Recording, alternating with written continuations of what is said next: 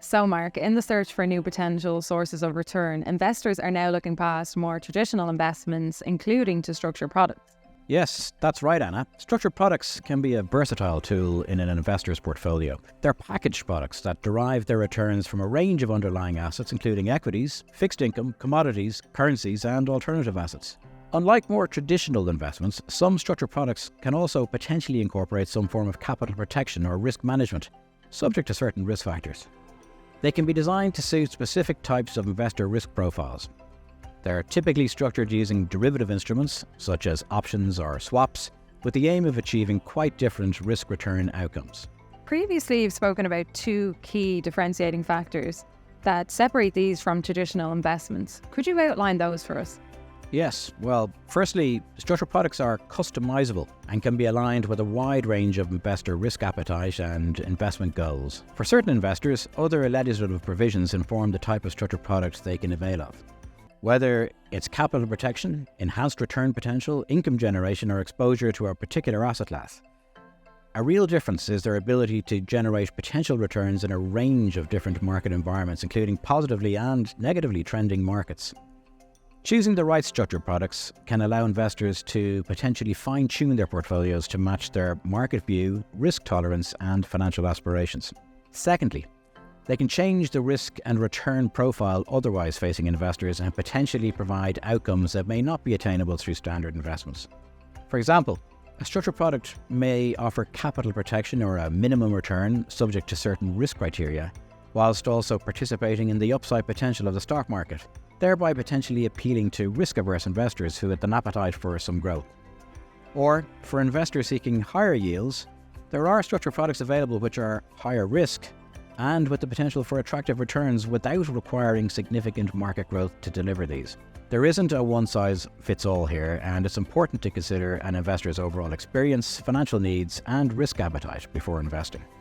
And so structured products are clearly complex and not for everyone. What would you say are the main factors a potential investor may want to consider? Yeah, look, firstly, it's important to say that as with all investment products, structured products carry varying levels of risk up to and including the potential loss of capital invested. When considering investing, I think potential investors should consider a number of factors. For example, do they want capital protection for this element of their portfolio? Not all structured products have the potential for capital protection, or it may be limited, meaning that there is a risk of capital loss. Investors should only choose products with a risk profile that matches their experience, risk appetite, and their needs. They should also be comfortable that the delivery of the defined returns and any capital protection is dependent on the financial strength of the institution providing the product. And if that institution fails, they may suffer a partial or a total loss of their investment. Investors should also be prepared to invest for the full recommended holding period. Structured products are typically fixed-term investments and may not be easy to sell or to exit before their stated maturity date. Whilst structured products can derive their return from equity markets, investors won't benefit from dividends, so if they're seeking the potential for dividend income, they may prefer to invest directly in stocks or in dividend-paying funds. As you say, these are complex products and their features, valuation and performance may not be easy to understand. So investors should always seek financial advice which takes into account their risk appetite, liquidity and protection needs, and also their knowledge and experience of similar products before investing. And finally, in terms of our wealth allocation framework, can you discuss exactly where this type of investment may potentially fit? Davy's wealth allocation framework is about aligning a client's portfolio with their objectives and has three main elements. Firstly, liquidity. This is the element of a portfolio designed to meet short to medium-term needs and includes money market funds and bond investments, for example. Secondly, core. This is a range of diversified portfolios in the Davy framework that invest across a variety of asset classes for the potential for above-inflation returns.